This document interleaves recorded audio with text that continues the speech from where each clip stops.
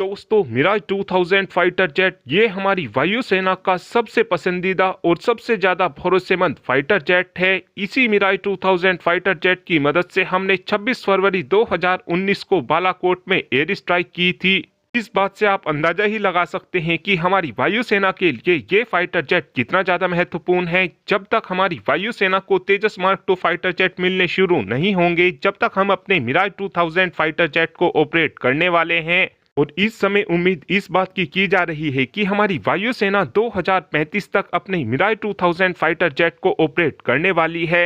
और अगर हमको अपने मिराज 2000 फाइटर जेट को 2035 तक ऑपरेट करना है तो उसके लिए हमको स्पेयर पार्ट और इंजनों के कंपोनेंट की भी जरूरत पड़ने वाली है। लेकिन इस समय हमारे सामने सबसे बड़ी परेशानी यह है कि फ्रांस ने मिराज 2000 फाइटर जेट के प्रोडक्शन को बंद कर दिया है, जिस कारण हमको इस फाइटर जेट के स्पेयर पार्ट और इंजन में लगने वाले कंपोनेंट समय पर नहीं मिल पा रहे हैं। वायुसेना की इसी परेशानी को देखते हुए अब हमारी वायुसेना ने हमारी प्राइवेट कंपनियों को ये प्रपोजल दिया है कि आप हमारे मिराज 2000 फाइटर जेट के अंदर लगने वाले स्पेयर पार्ट और इंजनों के क्रिटिकल कंपोनेंट को भी खुद ही भारत के अंदर बनाना शुरू कर दीजिए। और जो हमारी private company Mirage 2000 fighter jet के इंजन के कंपोनेंट को भारत के अंदर बनाएगी, इन कंपोनेंट को बनाने की परमिशन भी फ्रांस ने भारत को दे दी है।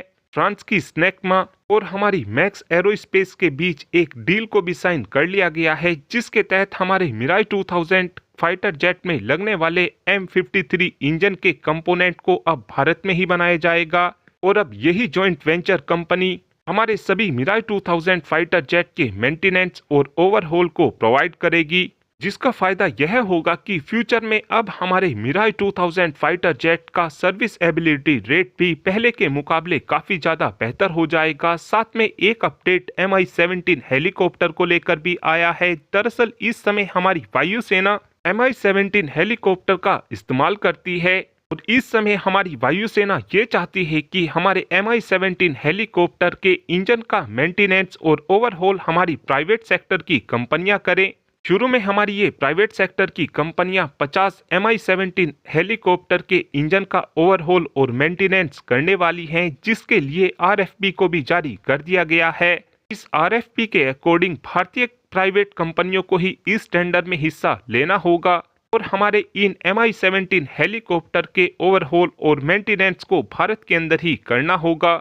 हमारे इन Mi-17 हेलीकॉप्टर का जो ओवरहॉल और मेंटेनेंस होने वाला है, इसको हम चंडीगढ़ के बेस रिपेयर डिपो नंबर 3 में करने वाले हैं। और ये चीज दिखाती है कि धीरे धीरे हमारी वायुसेना हमारी प्राइवेट कंपनियों के ऊपर भरोसा दिखा रही है।